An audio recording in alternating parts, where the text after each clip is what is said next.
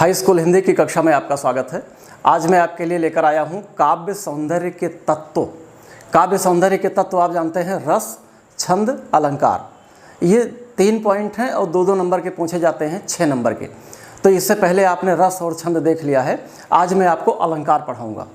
ये अलंकार आपने कक्षा 9 में कुछ अलंकारों को पढ़ा है, जैसे अनुप्रास, यमक और श्लेष।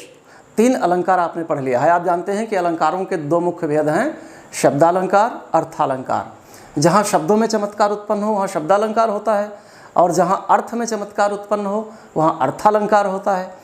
तो आपके 10th के कोर्स में, कक्षा 10 के कोर्स में अर्थालंकार है, और अर्थालंकार मुख्य रूप से 3 होते हैं, उपमा, रूपक, उत्प्रेक्षा।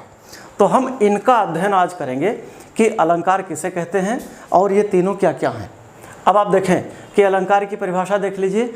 कविता की शोभा बढ़ाने वाले तत्वों को अलंकार कहते हैं। मतलब जिनसे कविता की सुंदरता बढ़ जाए वो अलंकार होते हैं। वे तत्व, वे साधन जिससे कविता की सुंदरता बढ़ जाए, अलंकार होते हैं। जैसे उदाहरण देखिए, रघुपति राघव राजा राम।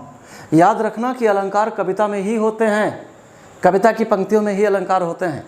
अब 2 पंक्तियां आपको बचपन से याद हैं कि रघुपति राघव राजा राम, पतित पावन सीताराम। तो हमने एक पंक्ति आपके लिए चुनी है। देखिए, रघुपति राघव राजा राम, इसमें क्या सुंदर लग रहा है। जब आप कहेंगे रघुपति राघव राजा राम तो पंक्ति बड़ी अच्छी लग रही है, ये लाइन बड़ी अच्छी लग रही है। क्यों? क्योंकि इसमें एक अक्षर लगातार 1 से अधिक बार आ रहा है। देखिए, रघुपति में भी राघव में भी राजा में भी राम में भी पहला अक्षर सबका र है। तो ये अच्छा लग रहा है, रघुपति राघव राजा राम, कविता अच्छी लग रही है। तो ये हुआ अलंकार। ये अनुप्रास अलंकार है जो कि आप कक्षा 9 में पढ़ चुके हो। अब आपको जो पढ़ना है वो पढ़ना है उपमा अलंकार, उपमा, रूपक और उत्प्रेक्षा। ये 3 अलंकार आपको पढ़ना है। 3 अलंकार यही पढ़ने हैं आपको, और इन तीनों में से 2 आएंगे आपके पेपर में, 2 आपके पेपर में आएंगे। तो आइए हम तीनों पढ़ते हैं 2 नंबर का, जिससे आपका काम फिट हो जाए। अब नंबर 1 है उपमा अलंकार। परिभाषा देखिए, जहाँ 2 वस्तुओं या व्यक्तियों में रूप और गुण की समानता के कारण तुलना या समानता की जाए वहाँ उपमा अलंकार होता है। मतलब जहाँ 2 व्यक्तियों में रूप और गुण की समानता हो और उन दोनों में तुलना की जाए या समानता दिखाई जाए, वहाँ पर उपमा अलंकार होता है। बात समझ लीजिए, गौर से सुन लीजिए कि जहाँ 2 वस्तुओं में रूप और गुण की समानता के कारण तुलना या समानता दिखाई जाए वहाँ उपमा अलंकार होता है। जैसे उदाहरण देखिए, जैसे आपको समझाने के लिए बता रहा हूँ, मुख चंद्रमा के समान सुंदर है। मुख कैसा है? मुख चंद्रमा के समान सुंदर है। अब देखिए कि एक वाक्य और लेते हैं, पंखा तूफान की तरह तेज है। हमने 2 वाक्य ले लिया, मुख चंद्रमा के समान सुंदर है और पंखा तूफान की तरह तेज है। ठीक, जा में भी नुक्ता होगा, ये फारसी का शब्द है। अब यहाँ देख लीजिए कि किससे किसकी तुलना की गई है। देखिए, पंखा भी तेज चलता है, तूफान भी बहुत तेज होता है, तो तुलना की गई कि पंखा तूफान की तरह तेज है। लेकिन आप जानते हैं कि इस वाक्य में बड़ा कौन है? तूफान। पंखे की तुलना की गई है तूफान से। इस वाक्य में देखिए, मुख चंद्रमा के समान सुंदर है। मुख भी सुंदर है, चंद्रमा भी सुंदर है, लेकिन बड़ा कौन है? चंद्रमा। बात क्लियर हो गई? तो मुख की तुलना किससे की गई है? चंद्रमा से, बराबरी दिखाई गई है। पंखे की समानता किससे दिखाई गई है? तूफान से दिखाई गई है। लेकिन तूफान बड़ा है, इस बात को हम सब जानते हैं। मान लीजिए आपके कमरे में बल्ब जल रहा है। अब बल्ब बहुत तेज जल रहा है, आप ये कह दो कि बल्ब सूरज के समान चमकदार है। तो बल्ब भी चमक रहा है, सूरज भी चमक रहा है, तो आपने बल्ब की तुलना सूरज से कर दी, उसकी समानता दिखा दी कि बल्ब और सूरज बराबर के चमकदार हैं, उसके समान चमकदार है। लेकिन आपको पता है कि सूरज ज़्यादा तेज है, तो सूरज में भी चमक है, बल्ब में भी चमक है, इसलिए आपने बल्ब की तुलना सूरज से की है। यही है उपमा। हमने बल्ब की उपमा सूरज से दी है, हमने पंखे की उपमा तूफान से दी है, हमने मुख की उपमा चंद्रमा से दी है। बात क्लियर हुई। अब इसके 4 अंग हैं। उपमा के 4 अंग हैं। उपमा के 4 अंग हैं। नंबर 1 उपमेय,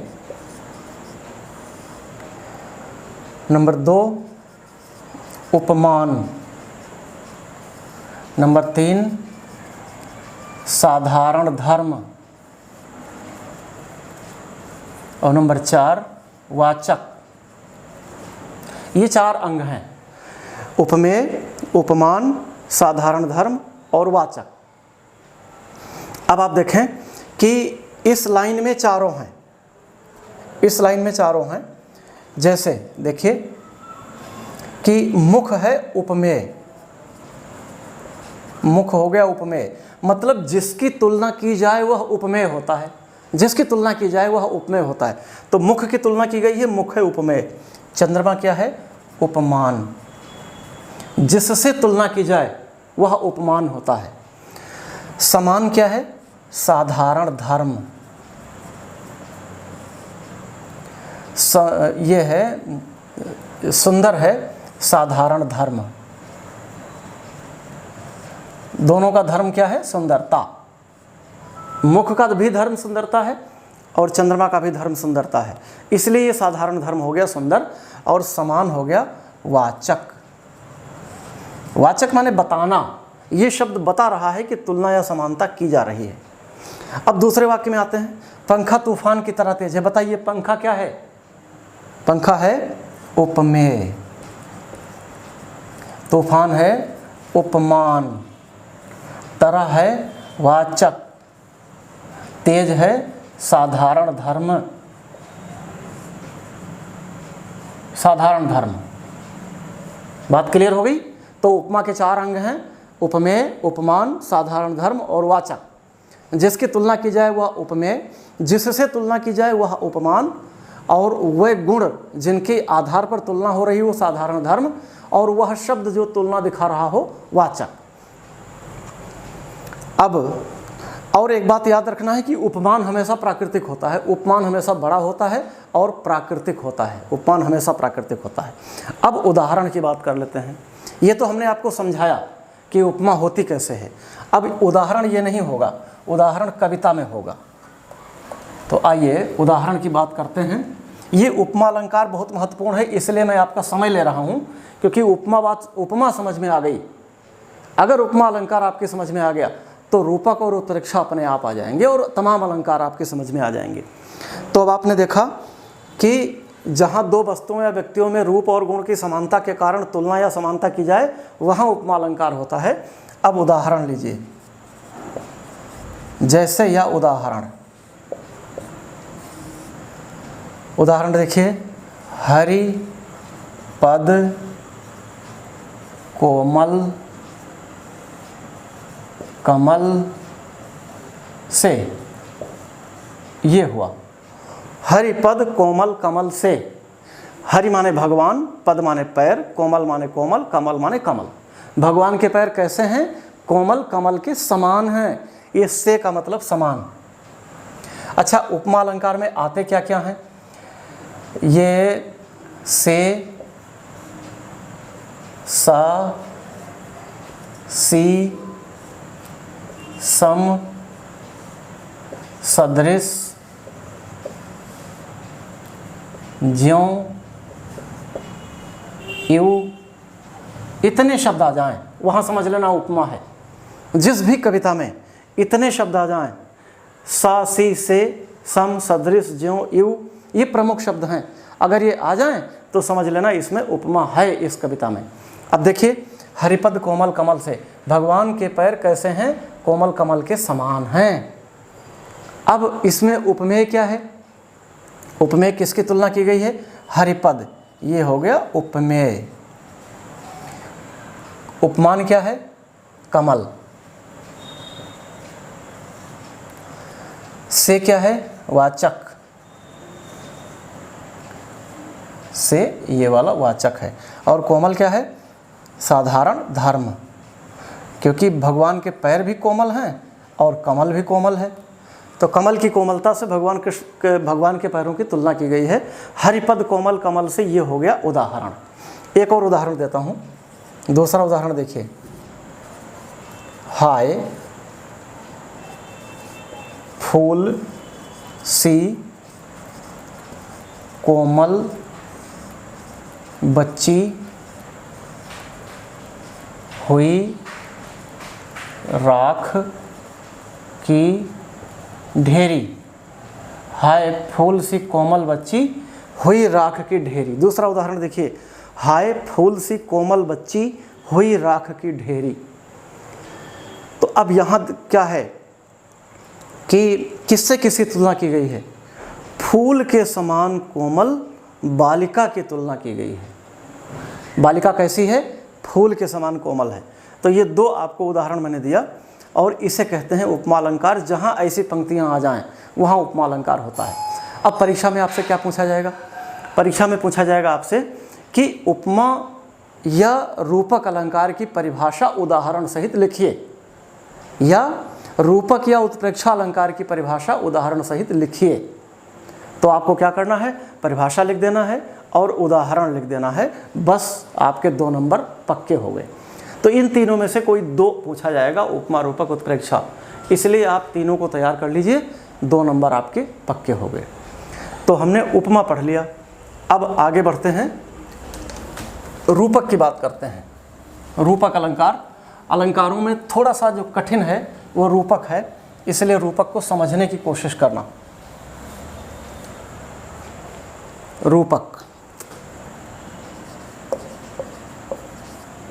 रूपक अलंकार,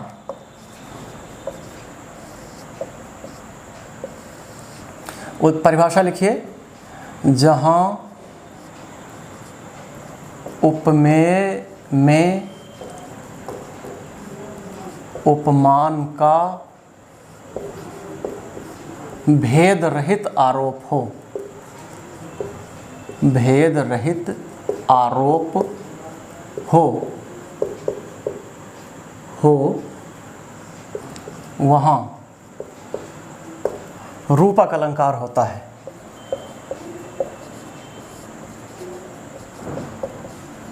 वहाँ रूपक अलंकार होता है। उदाहरण लिखिए। उदाहरण नंबर 1, चरण कमल बंदों हरिराई। हरिराई, चरण कमल बंदों हरिराई। अब देखिए, जहाँ उपमेय में उपमान का भेद रहित आरोप हो वहाँ रूपक अलंकार होता है। मतलब जहाँ उपमेय में उपमान का भेद ना हो, दोनों भेद रहित हों, उपमेय उपमान एक हों, वहाँ पर रूपक अलंकार होता है। जैसे चरण कमल बंदों हरिराई। तो और एक इसकी पहचान आपके लिए बता दूं, इसमें बीच में डैश होता है 2 शब्दों के बीच में। अगर 2 शब्दों के बीच में डैश आ जाए तो थोड़ा बहुत मान लेना, बिल्कुल पूरा मत मानना। एक इसकी ट्रिक होती है कि इसमें रूपक अलंकार होता है, तो चरण और कमल में रूपक है। इसे ऐसे ही रट लीजिए कि जहाँ उपमेय में उपमान का भेद रहित आरोप हो वहाँ रूपक अलंकार होता है। जैसे चरण कमल बंदों हरिराई, आपका काम हो जाएगा, 2 नंबर आपका पक्का हो जाएगा। एक दूसरा उदाहरण देता हूँ। रूपक अलंकार का दूसरा उदाहरण है कि मुख चंद्र तुम्हारा देख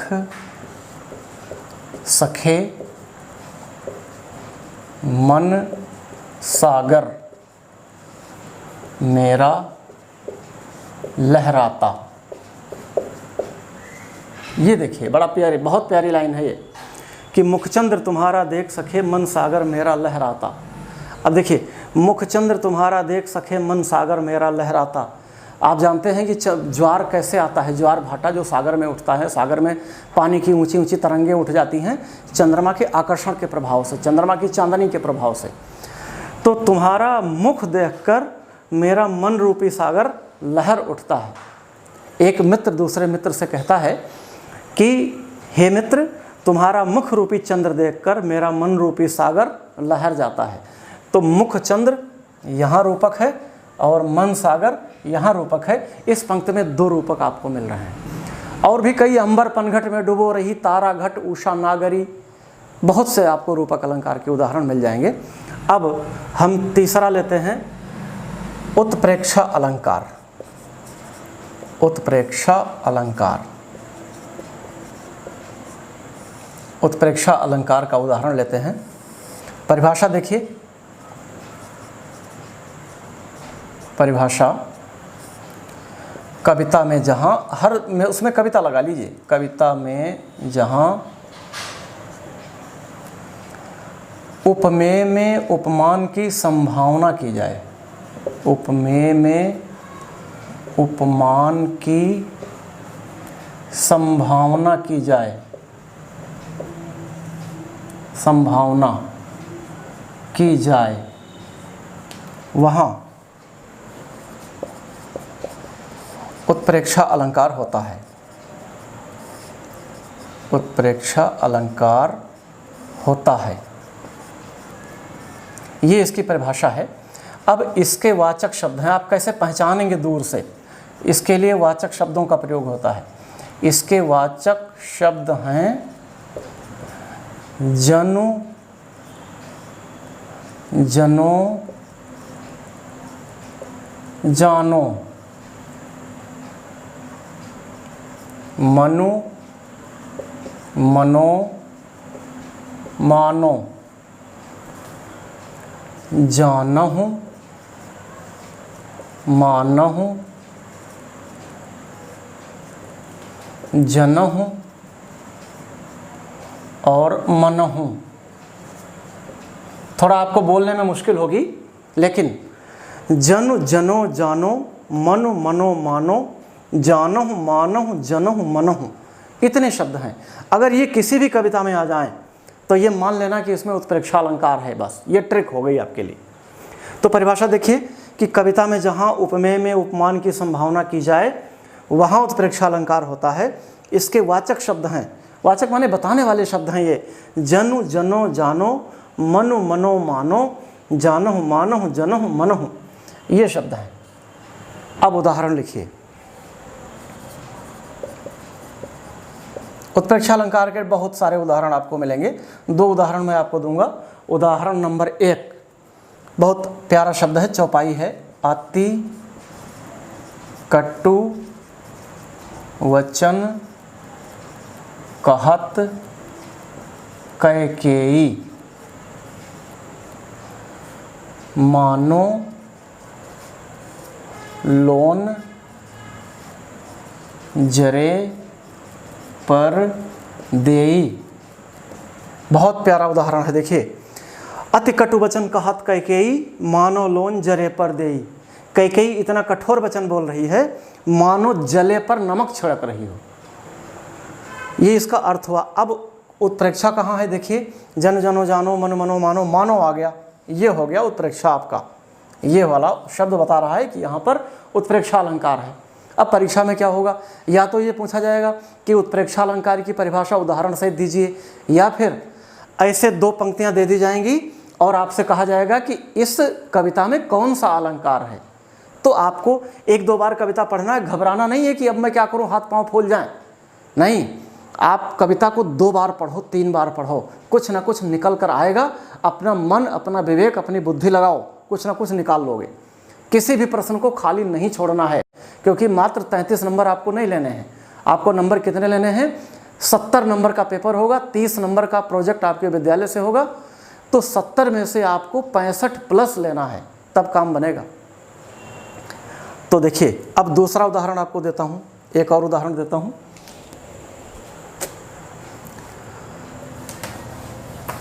उत्प्रेक्षा अलंकार के बहुत से उदाहरण आपको मिल जाएंगे, तो एक छोटा सा और उदाहरण आपको देता हूँ। देखिए, दूसरा उदाहरण है दादुर ध्वनि चहु दिशा सुहाई। दादुर ध्वनि चहु दिशा सुहाई। वेद पढ़हि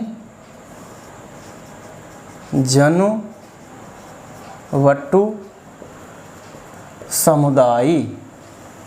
देखिए तुलसीदास के रामचरितमानस की पंक्ति है ये, दादुर धुन चहु दिशा सुहाई। ये दिशा नहीं है, दिशा है। चूँकि अवधि का महाकाव्य है इसलिए अवधि भाषा में ये सड़क वाला सा ही होता है, दंत सा जिसे बोलते हैं।